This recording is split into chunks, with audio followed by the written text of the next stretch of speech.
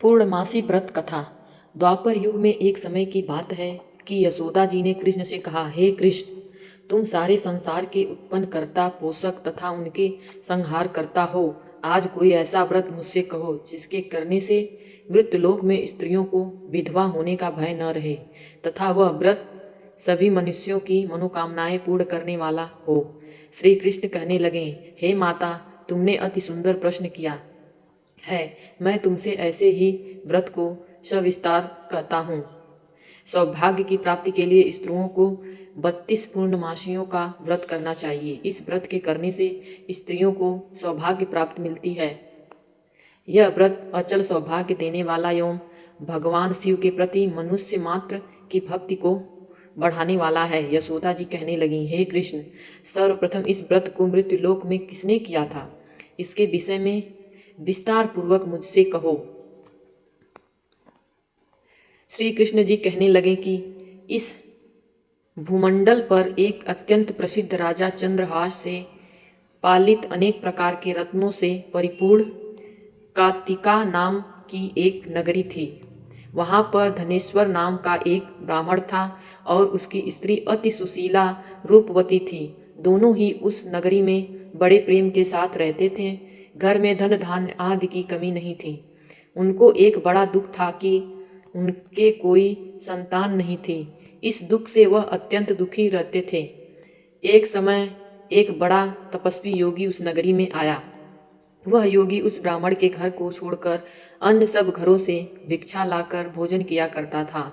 रूपवती से वह भिक्षा नहीं लिया करता था।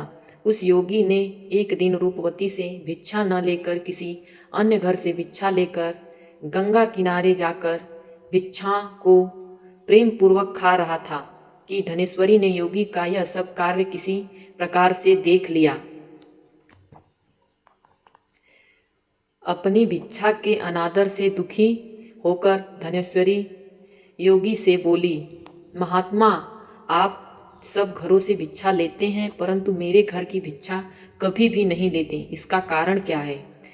योगी ने कहा कि निसंतान के घर की भिक्षा पतितों के अन्न के तुल्य होती है और जो पतितों का अन्न खाता है वह भी पतित हो जाता है। चूंकि तुम निसंतान हो, अतः पतित हो जाने के भय से मैं तुम्हारे घर की भिक्षा नहीं लेता हूँ। धनेश्वर यह बात सुनकर अपने मन में बहुत दुखी हुई और हाथ जोड़कर योगी के पैरों पर गिर पड़ा तथा आर्त भाव से कहने लगा, हे महाराज, यदि ऐसा है तो आप मुझको पुत्र प्राप्ति का उपाय बताइए। आप सर्वज्ञ हैं, मुझ पर अवश्य ही यह कृपा कीजिए। धन की मेरे घर में कोई कमी नहीं है परंतु मैं पुत्र न होने के कारण अत्यंत दुखी हूँ। आप मेरे इस दुख का हरण करें। आप सामर्थ्यवान हैं। यह सुनकर योगी कहने लगे, हे ब्राह्मण, तुम चंडी की आराधना करो। घर आकर उसने अपनी स्त्री से सब वृत्तांत कहा और स्वयं तप के नियमित वन में चला गया। वन में जाकर उसने चंडी की उपासना की और उपासना किया। चंडी ने 16वें दिन उसको स्वप्न में दर्शन दी और कहा, हे धनेश्वर, जा, तेरे पुत्र होगा परंतु वह 16 वर्ष की आयु में ही मृत्यु को प्राप्त हो जाएगा। यदि तुम दोनों स्त्री पुरुष 32 पूर्णमासियों का व्रत विधि पूर्वक करोगे तो वह दीर्घायु होगा। जितनी तुम्हारी सामर्थ्य हो आटे के दिए बनाकर शिव जी का पूजन करना, परंतु पूर्णमासी को 32 हो जाने चाहिए। प्रातःकाल नहाने पर इस स्थान के समीप ही तुम्हें एक आम का वृक्ष दिखाई देगा। उस पर तुम चढ़कर एक फल तोड़कर शीघ्र अपने घर चले जाना। अपने स्त्री से सब वृत्तांत कहना। ऋतु स्नान के पश्चात वह स्वच्छ होकर श्री शंकर जी का ध्यान करके उस फल को खा लेगी। तब शंकर भगवान की कृपा से आपको गर्भ हो जाएगा। जब वह ब्राह्मण प्रातःकाल उठा तो उसने उस स्थान के पास ही एक आम का वृक्ष देखा जिस पर एक अत्यंत सुंदर आम का फल लगा हुआ था। उस ब्राह्मण ने उस आम के वृक्ष पर चढ़कर उस फल को तोड़ने का प्रयत्न किया परंतु वृक्ष पर कई बार प्रयत्न करने पर भी वह न चढ़ पाया। तब तो उस ब्राह्मण को बहुत चिंता हुई और विंध्वन विनाशक श्री गणेश जी की वंदना करने लगा। हे दयानिधे, अपने भक्तों के विघ्नों का नाश करके उनके मंगल कार्य को करने वाले, दुष्टों का नाश करने वाले, सिद्धि रिद्धि के देने वाले, आप मुझ पर कृपा करके इतना बल दें कि मैं अपने मनोरथ को पूर्ण कर सकूं। इस प्रकार गणेश जी की प्रार्थना करने पर उनकी कृपा से धनेश्वर वृक्ष पर चढ़ गया और उसने एक अति सुंदर आम का फल देखा। उसने विचार किया कि जो वरदान से फल मिलता था वह यह है और कोई फल दिखाई नहीं देता। उस धनेश्वर ब्राह्मण ने जल्दी से उस फल को तोड़कर अपनी स्त्री को लाकर दिया और उसकी स्त्री ने अपने पति के कथानुसार उस फल को खा लिया और वह गर्भवती हो गई। देवी जी की असीम कृपा से उसे एक अत्यंत सुंदर पुत्र उत्पन्न हुआ, जिसका नाम उन्होंने देवदास रखा। माता पिता के हर्ष और शोक के साथ वह बालक शुक्ल पक्ष के चंद्रमा की भांति अपने पिता के घर में बढ़ने लगा। भवानी की कृपा से वह बालक बहुत ही सुंदर, सुशील और विद्या पढ़ने में बहुत ही निपुण हो गया। दुर्गा जी की आज्ञानुसार उसकी माता ने 32 पूर्णमासी का व्रत रखना प्रारंभ कर दिया था, जिससे उसका पुत्र बड़ी आय वाला हो जाए। 16वां वर्ष लगते ही देवदास के माता पिता को बड़ी चिंता हो गई कि कहीं उनके पुत्र की इस वर्ष मृत्यु न हो जाए। इसलिए उन्होंने अपने मन में विचार किया कि यदि यह दुर्घटना उनके सामने हो गई तो वे कैसे सहन कर सकेंगे। अस्तुतः उन्होंने देवदास के मामा को बुलाया और कहा कि हमारी इच्छा है कि देवदास 1 वर्ष तक काशी में जाकर विद्या ध्यान करे और उसको अकेला भी नहीं छोड़ना चाहिए। इसलिए साथ में तुम चले जाओ और 1 वर्ष के पश्चात इसको वापस लौटा लाना। सब प्रबंध करके उसके माता पिता ने काशी जाने के लिए देवदास को एक घोड़े पर बैठाकर उसके मामा को उसके साथ कर दिया, किंतु यह बात उसके मामा या किसी और से नहीं कही। धनेश्वरी ने सप्तनीक अपने पुत्र की मंगल कामना तथा दीर्घायु के लिए भगवती दुर्गा की आराधना और पूर्णमासियों का व्रत करना आरंभ कर दिया। इस प्रकार बराबर 32 पूर्णमासी का व्रत पूरा किया। कुछ समय पश्चात एक दिन वह दोनों मामा और भांजा मार्ग में रात्रि बिताने के लिए किसी ग्राम में ठहरे हुए थे। उस दिन उस गांव में एक ब्राह्मण की अत्यंत सुंदरी, सुशीला, विदुषी और गुणवती कन्या का विवाह होने वाला था। जिस धर्मशाला के अंदर वर और उसकी बारात ठहरी हुई थी, उसी धर्मशाला में देवदास और उनके मामा भी ठहरे हुए थे। संयोगवश कन्या को तेल आदि चढ़ाकर मंडप आदि का कृत्य किया गया तो लगन के समय वर को धनुवार्थ हो गया। अस्तुतः वर के पिता ने अपने कुटुंबियों से परामर्श करके निश्चय किया कि वह देवदास मेरे पुत्र जैसा ही सुंदर है, मैं इसके साथ ही लगन करा दूं और बाद में विवाह के अन्य कार्य मेरे लड़के के साथ हो जाएगा। ऐसा सोचकर देवदास के मामा से जाकर बोला कि तुम थोड़ी देर के लिए अपने भांजे को हमें दे दो, जिससे विवाह के लगन का सब कृत्य सुचारू रूप से हो सके। तब उसका मामा कहने लगा कि जो कुछ भी मधुपर्क आदि कन्यादान के समय वर को मिले वह सब हमें दे दिया जाए, तो मेरा भांजा इस बारात का दूल्हा बन जाएगा। यह बात वर के पिता ने स्वीकार कर लेने पर उसने अपना भांजा वर बनाने को भेज दिया और उसके साथ सब विवाह कार्य रात्रि में विधि पूर्वक संपन्न हो गया। पत्नी के साथ वह भोजन न कर सका और अपने मन में सोचने लगा कि न जाने यह किसी स्त्री होगी। वह एकांत में इसी सोच में गर्म निश्वास छोड़ने लगा तथा उसकी आंखों में आंसू भी आ गए। तब वधू ने पूछा कि क्या बात है, आप इतने उदासीन व दुखी क्यों हो रहे हैं। तब उसने सब बातें जो वर के पिता व उसके मामा में हुई थी उसको बता दी। तब कन्या कहने लगी कि यह ब्रह्म विवाह के विपरीत हो कैसे सकता है। देव, ब्राह्मण और अग्नि के सामने मैंने आपको ही अपना पति बनाया है, इसलिए आप ही मेरे पति हैं। मैं आपकी ही पत्नी रहूंगी, किसी अन्य की कदापि नहीं। तब देवदास ने कहा, ऐसा मत करिए, क्योंकि मेरी आयु बहुत थोड़ी है। मेरे पश्चात आपकी क्या गति होगी, इन बातों को अच्छी तरह विचार लो। परंतु वह दृढ़ विचार वाली थी, बोली कि जो आपकी गति होगी वही मेरी गति होगी। हे स्वामी, आप उठिए और भोजन करिए, आप निश्चय ही भूखे होंगे। इसके बाद देवदास और उसकी पत्नी दोनों ने भोजन किया तथा शेष रात्रि वे सोते रहे।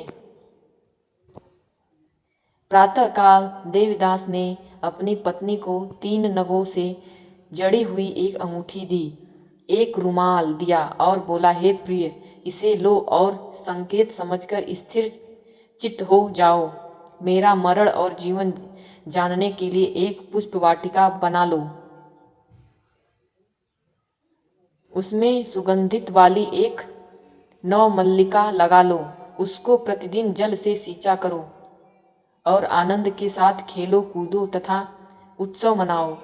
जिस समय और जिस दिन मेरा प्राणवांत होगा, ये फूल सूख जाएंगे और जब ये फिर हरे हो जाएं तो जान लेना कि मैं जीवित हूँ।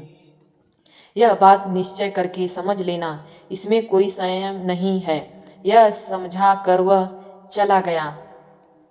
प्रातःकाल होते ही वहां पर गाजे बाजे बजने लगे और जिस समय विवाह के कार्य संपन्न समाप्त करने के लिए वर तथा सब बाराती मंडप में आए तो कन्या ने वर को भली प्रकार से देखकर अपने पिता से कहा कि यह मेरा पति नहीं है, मेरा पति वही है जिसके साथ रात्रि में मेरा पाणिग्रहण हुआ था।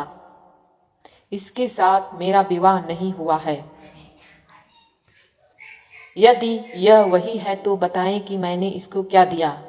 मधुपर्क और कन्यादान के समय जो मैंने फूषणादि दिए थे उन्हें दिखाएं तथा रात में मैंने क्या गुप्त बातें कही थीं वह सब सुनाएं। पिता ने उसके कथनानुसार वर को बुलाया। कन्या की यह सब बातें सुनकर वह कहने लगा कि मैं कुछ नहीं जानता। इसके पश्चात लज्जित होकर वह अपना समूह लेकर चला गया और सारी बारात भी अपमानित होकर वहां से लौट गई। भगवान कृष्ण बोले, हे माता, इस प्रकार देवदासी काशी विद्या ध्यान के लिए चला गया। जब कुछ समय बीत गया तो काल से प्रेरित होकर एक सर्प रात्रि के समय उसको डसने के लिए वहां आया। उस विषधर के प्रभाव से उसके शयन का स्थान चारों ओर से विष की ज्वाला से विषैला हो गया, परंतु व्रतराज के प्रभाव से उसको काटने न पाया, क्योंकि पहले ही उसकी माता ने 32 पूर्णिमा का व्रत कर रखा था। इसके बाद मध्याह्न के समय स्वयं काल वहां पर आया और उसके शरीर से उसके प्राणों को निकालने का प्रयत्न करने लगा, जिससे वह मूर्छित होकर पृथ्वी पर गिर पड़ा। भगवान की कृपा से उसी समय पार्वती जी के साथ श्री शंकर जी वहां पर आ गए। उसको मूर्छित दशा में देखकर पार्वती जी ने भगवान शंकर से प्रार्थना की कि हे महाराज, इस बालक की माता ने पहले 32 पूर्णिमा का व्रत किया था, जिसके प्रभाव से ही भगवान आप इसको प्राणदान दें। भवानी के कहने पर भक्त वत्सल्य भगवान श्री जी ने उसको प्राणदान दे दिया। इस व्रत के पश्चात से काल को भी पीछे हटना पड़ा और देवदास स्वस्थ होकर बैठ गया। उधर उसकी स्त्री उसके काल की प्रतीक्षा किए करती थी। जब उसने देखा कि उस पुष्प वाटिका में पत्र पुष्प कुछ भी नहीं रहे तो उसको अत्यंत आश्चर्य हुआ, और जब वह वैसे ही हरी भरी हो गई तो वह जान गई कि वह जीवित हो गए हैं। यह देखकर वह बहुत प्रसन्न मन से अपने पिता के कहने लगी कि पिताजी, मेरे पति जीवित हैं, आप उनको ढूंढिए। जब 16वां वर्ष व्यतीत हो गया तो देवदास भी अपने मामा के साथ काशी से चल दिया। इधर उसे ससुर अपने ढूंढने के लिए अपने घर से जाने वाले ही थे कि वह दोनों मामा भांजा वहां पर आ गए। उसको आया देखकर उसका ससुर बड़ी प्रसन्नता के साथ अपने घर में ले आया। उस समय नगर के निवासी भी वहाँ इकट्ठे हो गए और सबने निश्चय किया कि अवश्य ही इसी बालक के साथ इस कन्या का विवाह हुआ था। उस बालक को जब कन्या ने देखा तो पहचान लिया और कहा कि यह तो वही है जो संकेत करके गया था।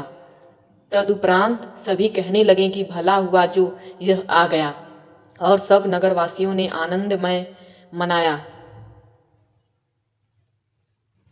कुछ दिन बाद देवदास अपनी पत्नी और मामा के साथ अपने ससुर के घर से बहुत सा उपहार दी लेकर अपने घर के लिए प्रस्थान किया।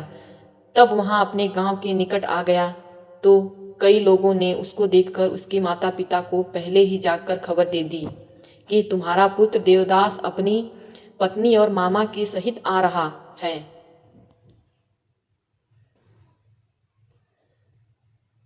ऐसा समाचार सुनकर पहले तो उन्हें विश्वास ही नहीं हुआ, किंतु जब और लोगों ने भी आकर उनकी बात का समर्थन किया तो उनको बड़ा आश्चर्य हुआ। लेकिन थोड़ी देर में देवदास ने आकर अपने माता पिता के चरणों में अपना सिर रखकर प्रणाम किया और उसकी पत्नी ने अपने सास ससुर के चरणों को स्पर्श किया तो माता पिता ने अपने पुत्र और पुत्रवधू को अपने हृदय से लगा लिया और दोनों की आंखों में प्रेमाश्रु बह चले। अपने पुत्र और पुत्रवधू के आने की खुशी में धनेश्वर ने बड़ा भारी उत्सव किया और ब्राह्मणों को भी बहुत सी दान दक्षिणा देकर प्रसन्न किया। श्री कृष्ण जी कहने लगे कि इस प्रकार धनेश्वर 32 पूर्णिमाओं के व्रत के प्रभाव से पुत्रवान हो गया।